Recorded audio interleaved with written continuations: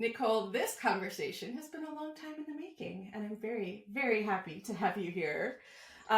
Please take just a quick second to introduce yourself, who you are, what you do, anything that you think people should know about you, and a quick elevator pitch. No pressure. No pressure at all. So thank you so much first for having me on the show.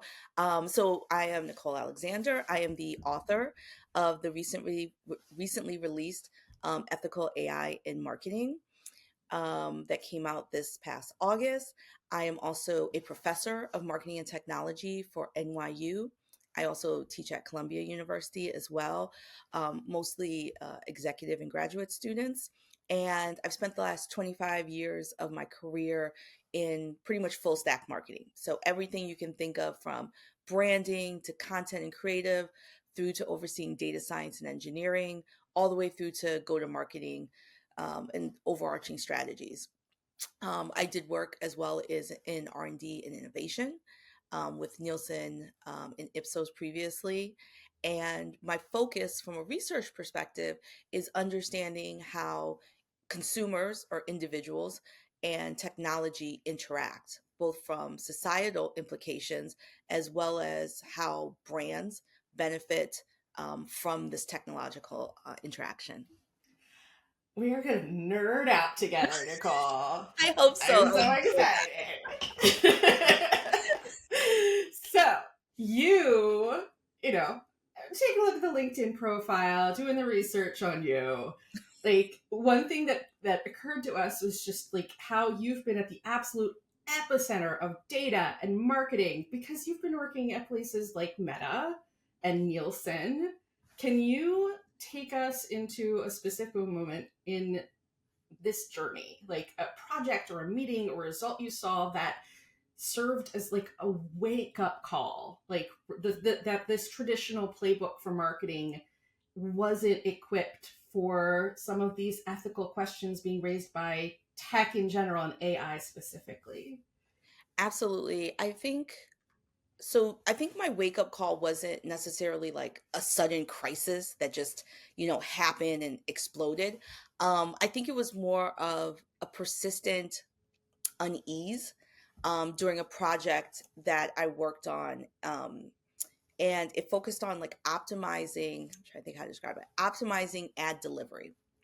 So the traditional playbook that we marketers go by, asks, does this ad work? Simply put. And the AI driven system asks a much harder question. And I'm just paraphrasing this. This isn't the question that was actually implemented in the system, but Right. pretty much it says, what vulnerability is the most profitable lever to pull? And Mm-hmm. that's how many AI systems look at it, because it looks at things of efficiency and effectiveness. And it doesn't take into account more metrics around responsibility, around Mm-hmm. ethics, around, are these outcomes optimal for the user versus optimal for who's serving the ad, which is the brand. So, I realized that our ethical guardrails were built for aggregate data and manual targeting. Um, they're utterly unequipped for AI's like power to identify and, unfortunately, to exploit individual cognitive biases. Yeah. So I think the key failure is the assumption that if something is efficient, it must be ethical. And that's just fundamentally untrue, obviously. Okay. This is the kernel of what I, as a marketer, have been wrestling with for years before AI came out, right? Oh, Because, yes, this is a I was long brought time up in the in making. conversion copywriting, Mhm. where you have formulas that specifically tell you agitate the pain, right? Really lean into the pain until that user or that prospect is like, yes, you get me. What can you do to save me? Right? Exactly. And those Exactly. are going along specific neurological paths within the human being, how we're wired, which Exactly. on one hand, again, as a nerd, I find fascinating, but as a marketer and as a human being, how I am ethically wired, I find to be okay, where are Where are those guardrails? Exactly. And then AI is amplifying that. I remember having a conversation with a copywriter. I'm sorry to go off on you, but No, I I love usually this. let the guests do most of the talking, but like this is just what I'm about. Mhm. Um, I remember having a conversation with some copywriters back in the day, and this guy was basically like, there was the mode of thinking was, if it works, right? If it gets the leads, if it gets the sales, then what's the problem? Because Mhm. the ends justifies the means, right? And Right, and that's one ethical tenet. It actually is. We can disagree with that. For instance, I do. I fundamentally disagree with that. But that is one of the ethical components when you look at quintessential ethics, right? Does the end justify the means, or is it about the journey regardless of the outcome, or is it about the fact that you are a virtuous individual and you're putting into existence a virtuous system, or as my book argue and I argue, it really is the overlap of all three of those if you think of like a Venn diagram. And mhm, that I think is the sweet spot of understanding what your brand stands for, what you stand for as an organization and the leadership behind that organization, and how that comes into being through your products, your services, your operations to the end customer, and therefore the halo effect upon society. yeah. And this is the corpus of data, obviously, that AI is training on, the good, the bad, and the ugly of marketing tactics. I'm curious, you've worked at companies that are operating at an unimaginable scale, Mm, right? So not only do we have AI as a force multiplier, but then mhm. you have just the regular enterprise environment, which is built to work at scale.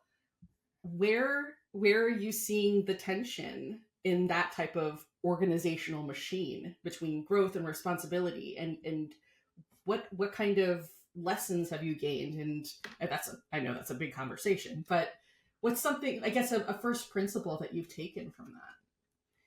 Yeah, I think one of the largest tensions is just understanding sort of how, you know, for instance, my time at Meta, right, taught me a crucial distinction. And I was with Meta for about 3 years. Um, the distinction is around growth is a physics problem, right? so Hmm. so we had many companies do, they have a growth team, right?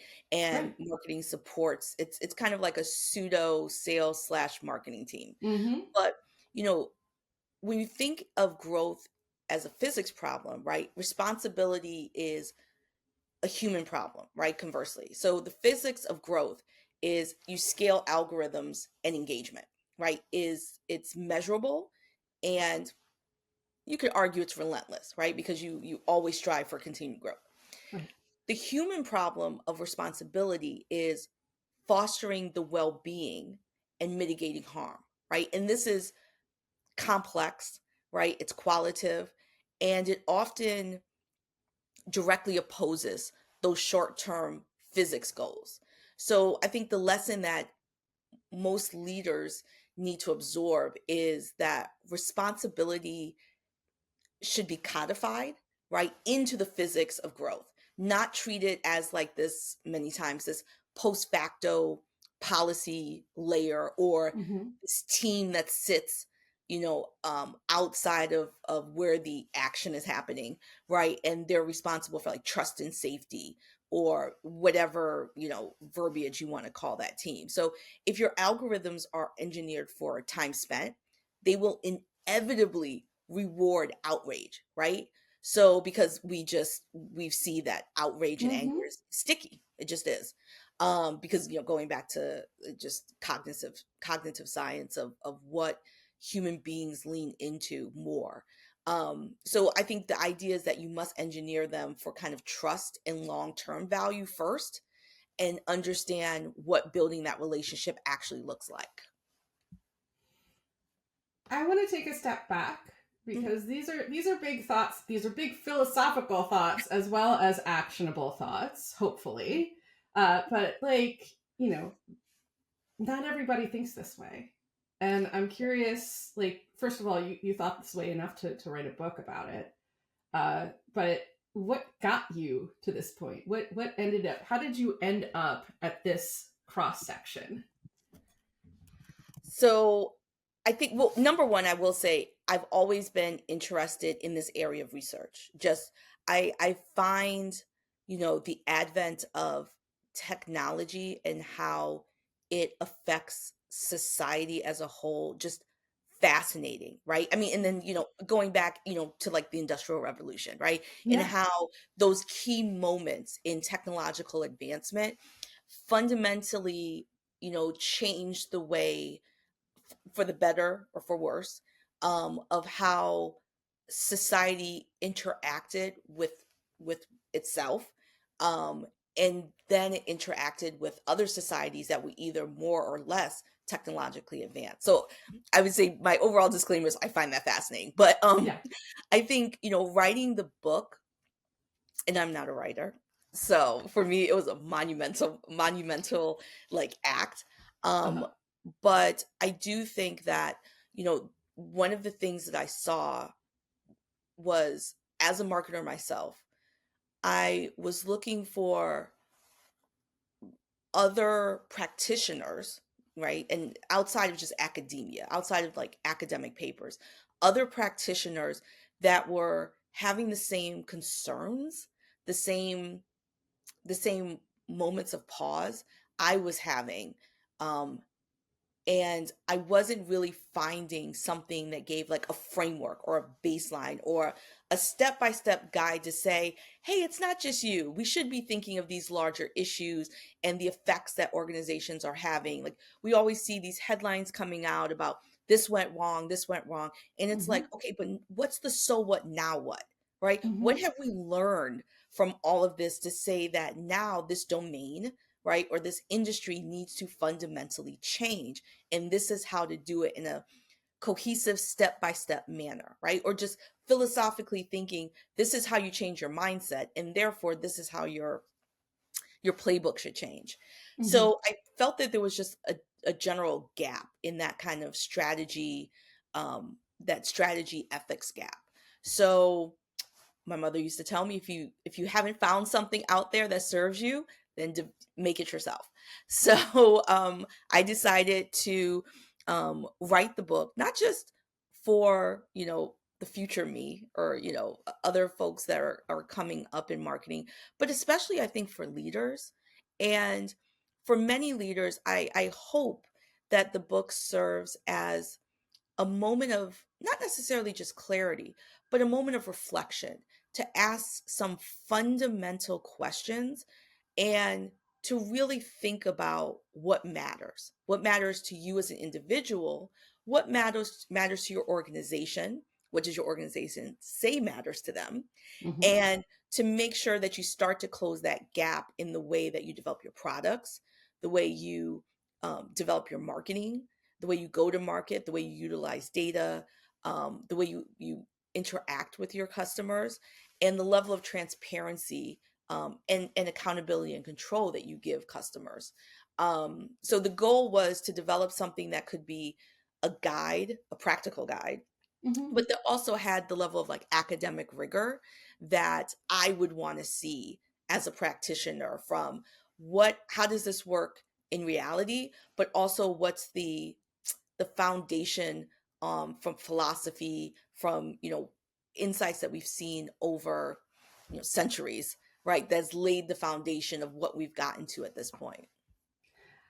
I My story senses perked up when you told me about what your mother said. Um, because first of all, we are in a moment where we are fumbling around for many things and not finding things that are serving us and needing to build those things. We are just at that inflection point. We are in no man's land when it comes to this AI age.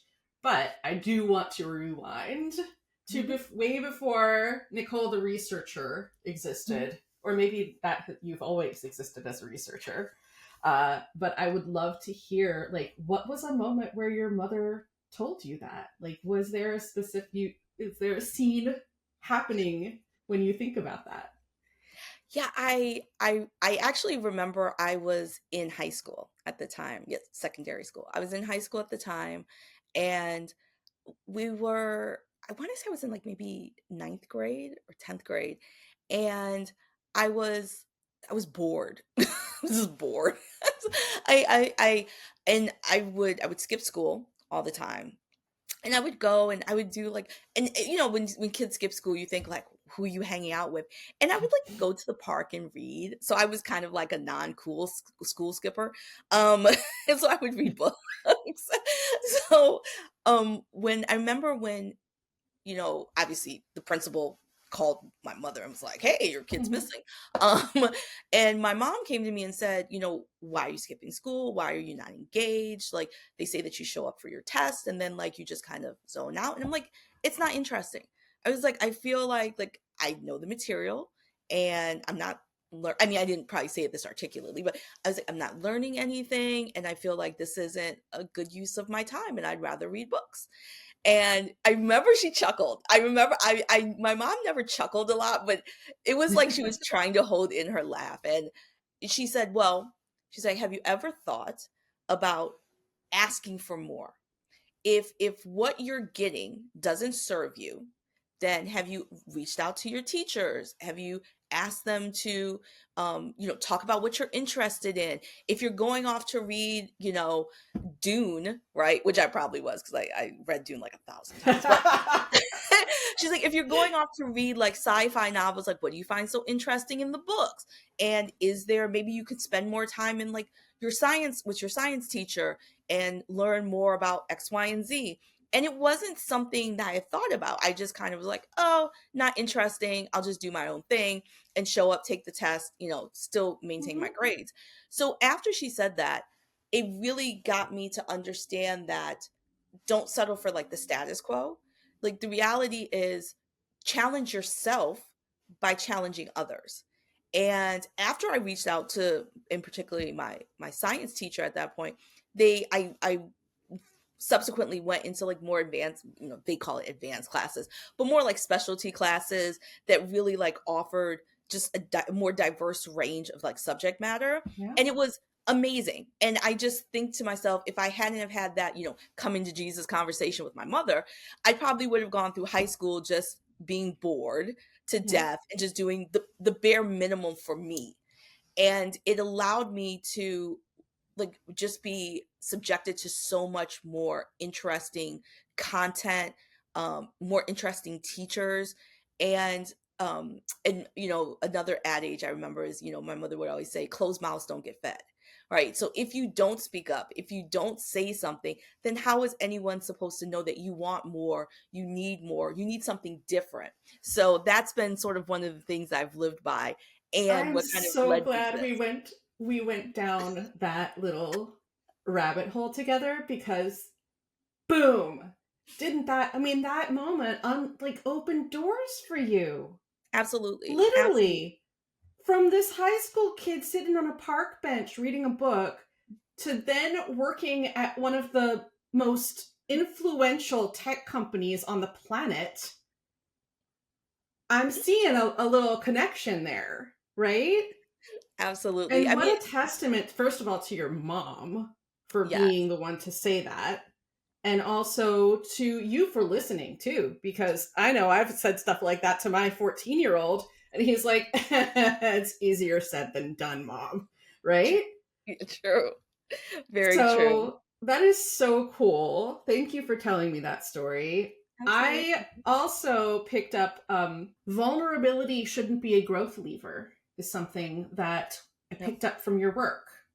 Mhm. And that's a lesson. There's probably a lesson behind that too, or a story behind that. And I would love to hear the story behind that. Yeah, I mean, so I forget which chapter that is, but that was one of the the elements of the book. So I think vulnerability shouldn't be a growth lever is it stems from like seeing this hyper efficient I'm trying to think of a different word, but I can't. This hyper efficient like weaponization of personal Mm-hmm. data. Don't And soften again, it. That's exactly what it is. it, Yes, I exactly. I agree. try. I try to use something maybe a little bit less No, aggressive, I but could it see really your is. urge to soften, but no, you're right. It is. It feels like it's a weaponization, and this we started seeing this, to be clear, right, prior to Gen AI and just the mass adoption of AI in itself, right? We started seeing this with, the adage of, big data in general, to try and get to more efficient, and now, fast forward to today, we're in this like hyper efficient, the ability to be hyper efficient with data. And I can recall where I was asked to come in to provide an audit. Mhm. And the data team had identified a cohort, or yeah, like a segmentation or cohort of like new, stressed parents. By the way, what parents aren't stressed, but stressed parents, who had recently kind of searched for things like financial relief, Mhm. and they weren't targeted for. So in response to this segment, right, the idea would be, ideally you would then target this cohort with relevant, like, educational tools, um or something that can help support them. What ended up being prioritized was these, predatory, like, high interest loan ads. Mhm. And I immediately started to see, as I dug into sort of the raw data, that I think we started to see that the line is crossed when the goal shifts from serving a customer's need to exploiting their moment of, like, acute emotional or financial anxiety, right? Yeah. That the AI identifies with, I have to say, surgical precision. So, Mhm. the AI isn't finding a buyer, right? It's finding a person that is incapable of making a rational decision in that moment. Yeah. So it's weaponizing the idea that they're vulnerable, and they're more likely to convert because of this vulnerability. And that is one of the areas where it doesn't necessarily mean that, it's not the system that did it, and it's not even necessarily, a moral failure of the data scientists and the engineers behind it. It's the idea of what we say is a positive outcome, Right. It's an without, optimization. Right. exactly, without ethical guardrails, and without, understanding that you don't optimize for a specific outcome with nothing else holding true, because the system doesn't know any better. So the system will just optimize, optimize, optimize any way Mhm. it can, unless it's fine tuned to say, you know, if this, then this, etc., and put in those elements of ethical guardrails, having an ethical framework that the system has to operate by. You know, back a while, I would say about 11 years ago, I would probably naively say, well, let's just make sure that those guardrails are, part of the LLM instruction set, Mhm. and it'll solve it, right? But we, I think, have witnessed that people are willing to turn their heads and say, Mhm. well, they shouldn't be so dumb. They shouldn't be so naive. You know, they shouldn't have fallen for it. Um, and there is a tug of war Mhm. between what many people consider right and what many people say, well, maybe it's not right, but it's effective. And I guess that's probably the fascinating and troubling research path that you're going on, which is, how do you get people to care enough to put these guardrails on? And is it our responsibility to make people care as marketers? Where is that role? Where does that role end at marketing and go into social responsibility or corporate social responsibility, for example? Yeah, it is our jobs. I especially marketers. Especially I'm going to put the onus on marketers as a marketer myself, because we are the front line between the organization and the customer. And we are the ones that are supposed to, number one, understand the customer, understand the user, right? As an individual, as a human, right? Understand what we need to do to connect with them authentically for a long-term relationship. And if you're doing that in an authentic way, then you should care, you should have empathy about what their needs are and how you provide that need and match it with what the organization is developing, is servicing, etc. So you're playing a connector at the end of the day, but your job is to build a relationship that can be an ongoing relationship. Now, you can't build a relationship with every single customer, right? It's just not feasible, and every marketer knows that. So as we strive for growth, you have to understand where there's a positive match between what a user needs or wants, right? And what your organization provides. And you provide that symbiotic connection, right? That's our job at the end of the day. That sounds a Mm-hmm. little bit mushy. It's like you take all the corporate speak, but that's really what our job is. And it's to put the best face on that and talk about why the product and service makes sense for you as an individual. And your story may be different than why it makes sense for someone else. But once you start to understand the customer and utilize their insights, their data, their life story to make them vulnerable to something that they don't need, they Mm-hmm. don't want, through manipulation versus providing a story to them on why this makes sense for them. I think that's when you're fundamentally doing a disservice to marketing, but also to the organization and its shareholders, because that's not going to be a long-term relationship. That's not going to be a symbiotic, positive return, whether you're selling them, throughput of an ad on the platform, or if you're selling them a product that they fundamentally will realize that they don't want moving forward. And I think that knowledge is why some brands and the marketers and the teams behind those brands are love mark brands, where there are other brands that simply fall to the wayside. And that's why I think that's why I think that trust, which is a big component of my book, is so important, because first we have to define what trust is and how you think of trust in your organization. But those long-term relationships will only stand the test of time, not because your three-ply toilet paper is the best three-ply toilet paper on the market, right? But it's because that there's a relationship behind it. So even if you have a product that's arguably a commodity, right? Mm-hmm.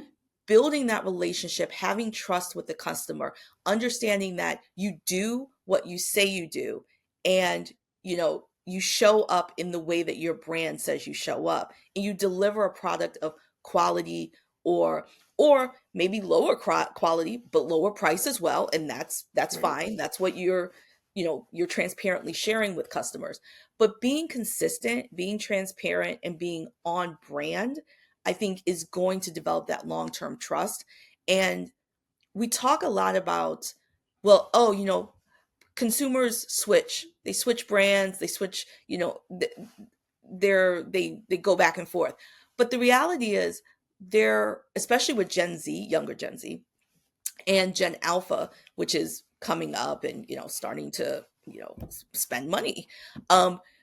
Those generations are so much more honed in on what is important to them, and trust is a major factor.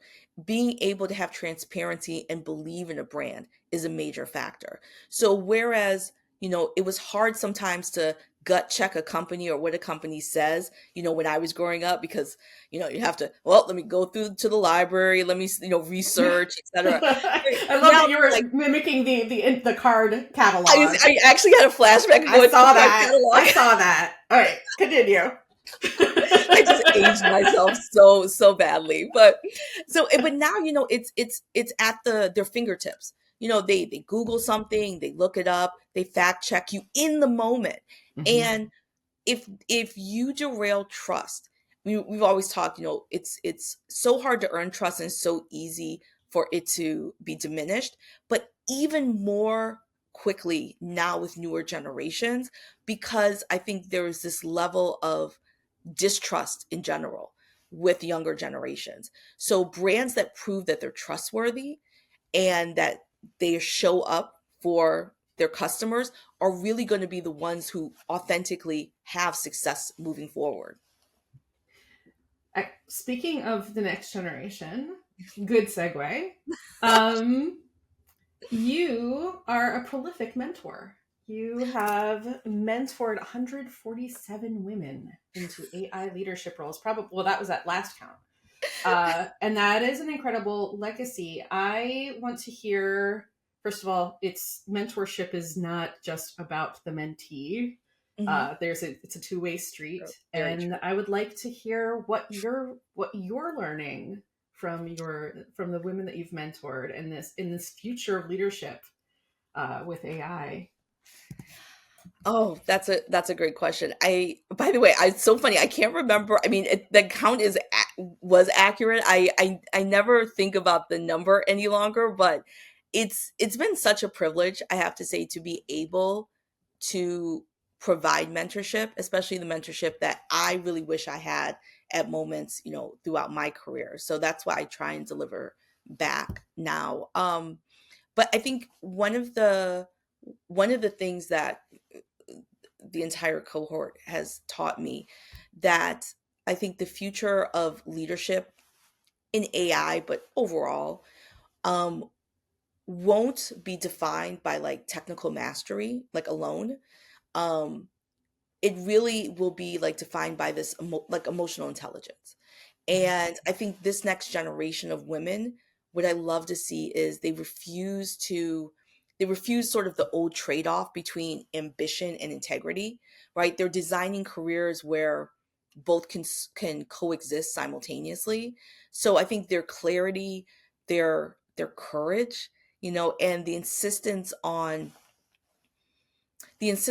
like a human-centered leadership give me give me immense hope Mhm. on what what the future of AI leadership can look like and Mhm. should look like. Um, but again, not all of the women I mentor are in AI. I mean, there's some that are just Yeah. technology, some are in research.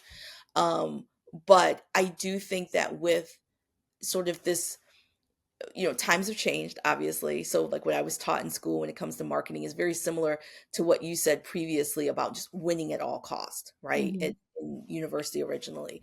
And I think now one of the things I love is we're seeing more women teaching in academia in particular. And with this higher level of emotional intelligence, you're starting to see a lot more research, and therefore leaders going into roles where empathy is pivotal, where understanding that you should be brave and go against, the norm, the baseline, and have counter arguments, talk about how things should improve. That is, I think, one of the biggest things I enjoy about mentoring sort of this next generation that's coming into, new roles, right? But also into new leadership. I I saw a stat recently about how women are kind of trailing on AI adoption. I think it's also this is my hypothesis is that AI for knowledge workers is starting to take on the tasks that historically have been the softer skill sets, right? Hmm. Generative AI, the softer skill sets of communication, um, and analysis, essentially, not, seeing the bigger picture. And, women have been historically in those roles: teachers, nurses, uh, marketers, right? What can you say to those women that are like, AI is eating eating my job. But and actually, I realize this is a weighted agenda here because I have a feeling I know what you're going to say, but I want to get you, I want to get you to say it. I will say, and I'm so glad that you actually said knowledge workers. So one of the classes I teach at Columbia, this is a slight sidetrack, but I teach within Columbia School of SPS, School of Professional Studies, and the degree is actually AI and the knowledge organization, or Hmm. I'm sorry, it's something to that effect. That's the overarching degree. So the class I teach is AI and how knowledge workers are are are developing AI, utilizing AI, etc.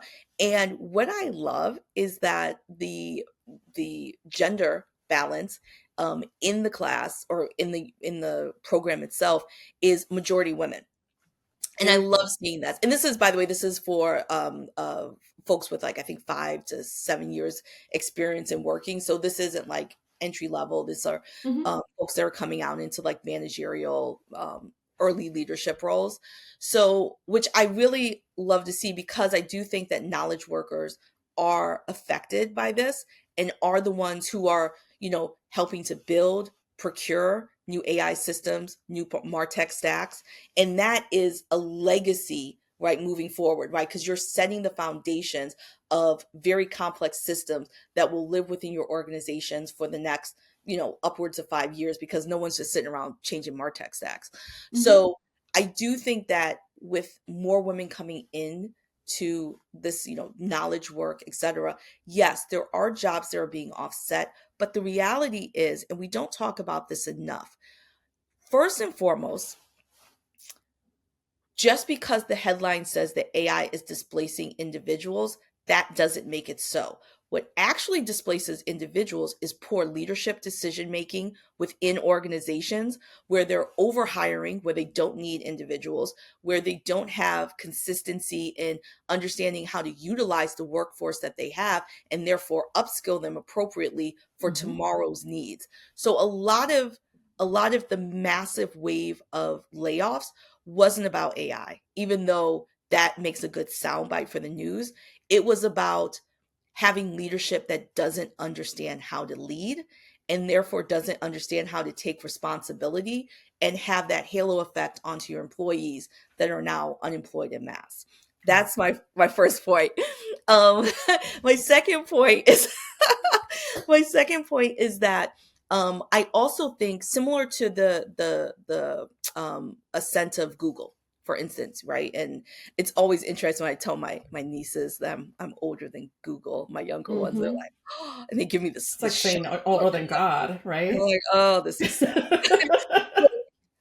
When Google came out, it we argued it. Oh, roles have been displaced, people are getting laid off. But the reality is, we didn't know what an SEO specialist was before Google. We didn't know that we needed a prompt engineer before the onset of Gen AI. So the reality is, yes, jobs will be displaced, just like with the Industrial Revolution or any other onset of new technology. But there are new roles, new skills that are needed within having these new advances in technology, new titles, and there are new jobs that are taking place, and people can be upskilled into them, or you have folks coming out of university, transitioning from other careers that have applicable skill sets in these new roles. So I think we also need to highlight that jobs will go away, but new jobs will take their place. I can't necessarily say that I've seen the data where it's a one-on-one comparison, but I think as the technology continues to advance and get implemented within organizations, not just in marketing, but across larger organizations, you still need humans. I'm not even going to say human in the loop. You need humans at the helm. And Hmm. you need to I think a lot of organizations thought, oh, well, we don't need someone. We'll replace them with AI. And then they looked around at all the leadership team that was left and they were like, oh, you don't know how to implement AI? Oh, we should probably get Bob back. So the reality is, they had to hire back a lot of folks that they did initially lay off, because AI doesn't just unpack itself and implement itself. So I do think that there's going to be a leveling of seeing organizations have new technologies, but still need individuals to, you know, clean data, to understand who the customer is, optimize the outputs, actually speak to the end clients or customers about so what, now what. So we are going to see sort of an evolution of what Mhm. jobs look like across domains and industries with AI.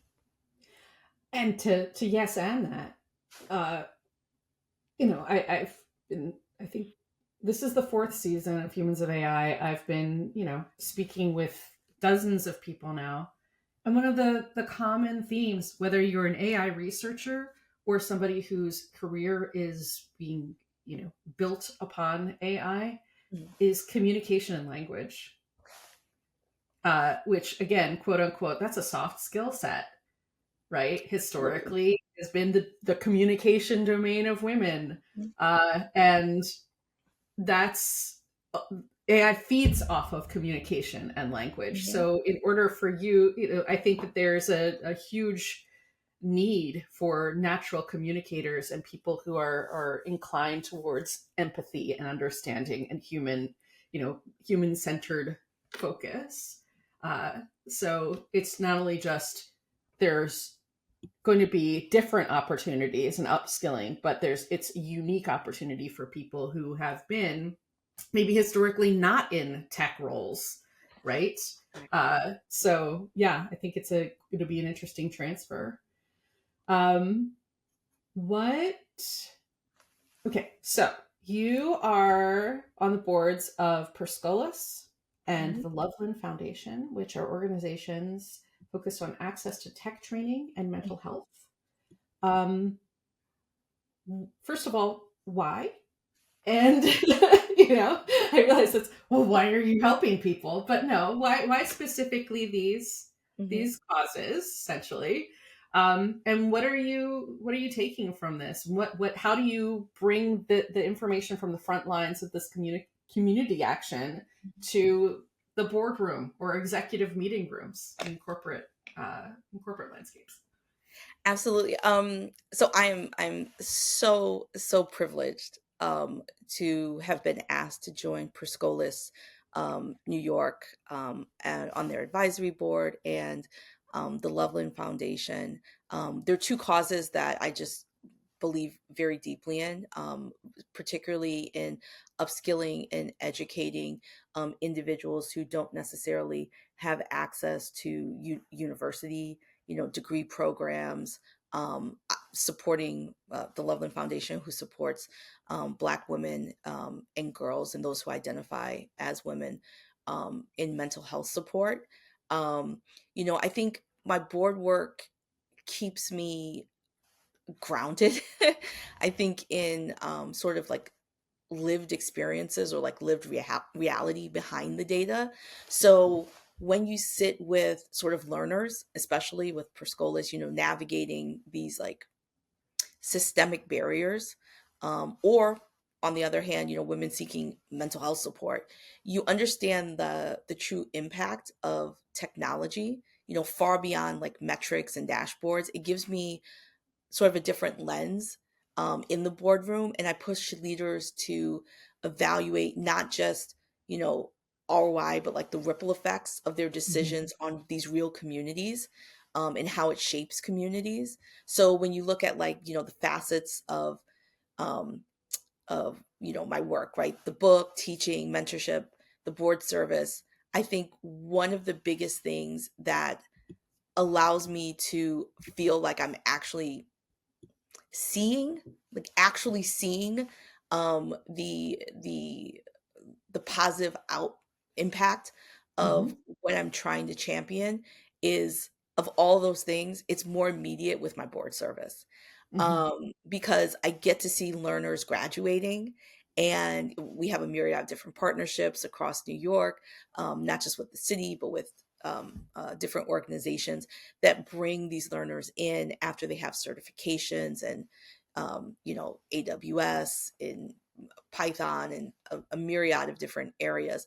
And it gives them an opportunity to, provide just a better, you know, uh, a better lifestyle for their families, Mhm. more opportunity within the communities.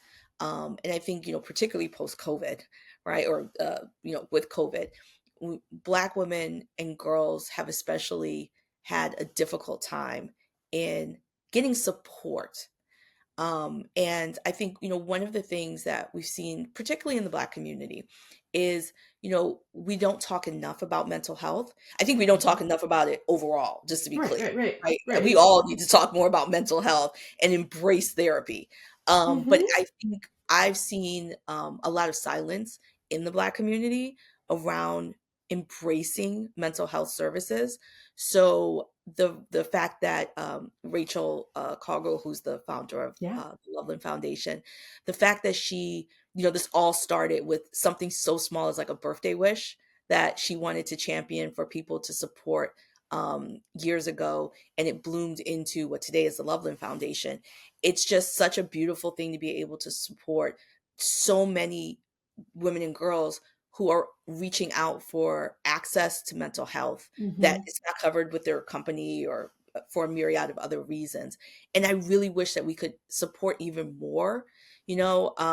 But obviously we have relationships with mental Yeah. health experts, but we still have to, there's pass through charges and cost. So, we try and help the maximum amount that we can, Yeah.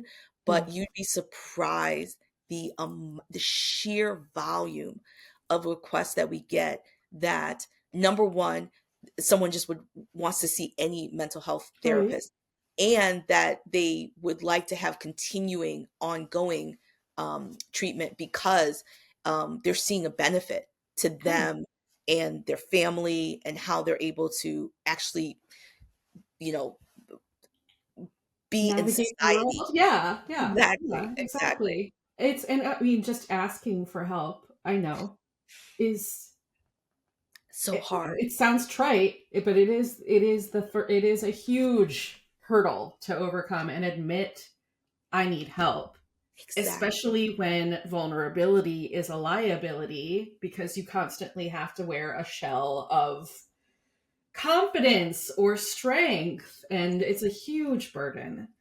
Um, Exactly. so And to when be you able to set finally do down that that burden outreach. and say, please, somebody help me to not be able to find a lifeline is devastating. And Exactly. So then, yeah, so it's very profound work. And thank you for sharing it and for making it possible, or helping to make it possible. oh, yeah, my uh, pleasure to be a small piece in the larger machine, so if you're taking a look back at the work that you've been doing, the book, the teaching, the mentorship, the bird service, the question that I was going to ask is, what's the one change you hope to see in the world that will let you know your mission has been a success? Which is that's a big question.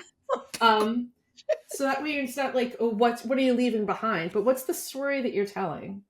Um, is this, how can you help others tell this story too?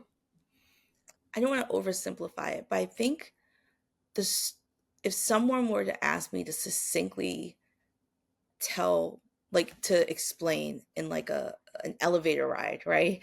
Okay. From the lobby to, like, the 6th floor. Like, what am I hoping people take away from my work overall, Hmm. from the book, from, my board work, from everything that I'm so fortunate to be able to do? It's the challenge that we can do better. We can we can do better as human beings. We can do better as um, as a society. We can do better, and we can challenge ourselves to understand that we can still strive for success. We can still strive to be important and to be recognized, but that doesn't have to come at the hindrance of, you know, our neighbor or our colleague, or, someone else that's looking to get a job, or to, be serviced, or a myriad of different things. I think as a society, we can do better. As individuals, we can do better. And we should just constantly challenge ourselves to do better. Hmm. And it's about asking, you know, I don't want to sound too philosophical, but like, why are we here, right? And what are Hmm. we leaving behind? And we can still be a cap. I'm not arguing for capitalism. I love capitalism. I love it. It served me very well. but but I also think that we can be much more sensitive to understand that in order for us to win, someone else doesn't have to lose. Right. And in order to do that, if we believe in that just fundamental statement, how do we now transition that statement into each facet of our life? When we go to work, when we sit in a boardroom and we have to deal with shareholders, when we think about, um, you know, what competition looks like, right?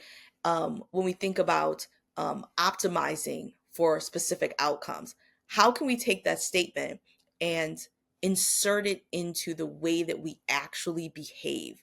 And I think if we take some of the truths that many of us across the aisle, across different generations, across different, backgrounds, if we really sat down and we said some just fundamental statements, do we believe that this is probably going off of AI, but like, do we believe that all children should not go hungry? I think we would all say, yes, that makes sense. Now, we may argue how to get to the end, the outcome of making sure that no child goes hungry. But if we all believe in that statement, then how can we do better in cooperatively working together to the outcome of making that a reality? And I think, I mean, obviously that's a very specific, easy thing that we can all agree on. But I think if we start to learn how to fundamentally say one person succeeding doesn't mean another person failing, Hmm. then the way that we build AI systems, the way that we think about technology, the way that we think about education, right? Societal benefits, that will fundamentally change. But it starts with sort of these baby steps of challenging someone in a meeting, right? Hmm. Saying like, this doesn't feel right, and making sure that your voice is consistently heard until other people start picking up and having sort of that same rhythm and start challenging sort of the norms that we unfortunately have become norms. Right. Nicole, um, I could again talk with you for hours, and this has been a very enjoyable hour. The one thing I would say is, obviously, I hope folks read the book. But I do, we say this in tech all the time, but we don't really mean it. Feedback is a gift. But I do think that I'd love to hear from readers in particular. Hmm. I'd love to hear feedback on the book, or ways that if it actually has resonated with folks, what they've done differently in the organizations, in their teams, to maybe enact or just take small steps towards optimizing their AI systems, the way, their guardrails, etc. So I'd love to hear from readers. So feel free to contact me on Goodreads or Instagram. It's all at Nikki Marie. Thank you so much.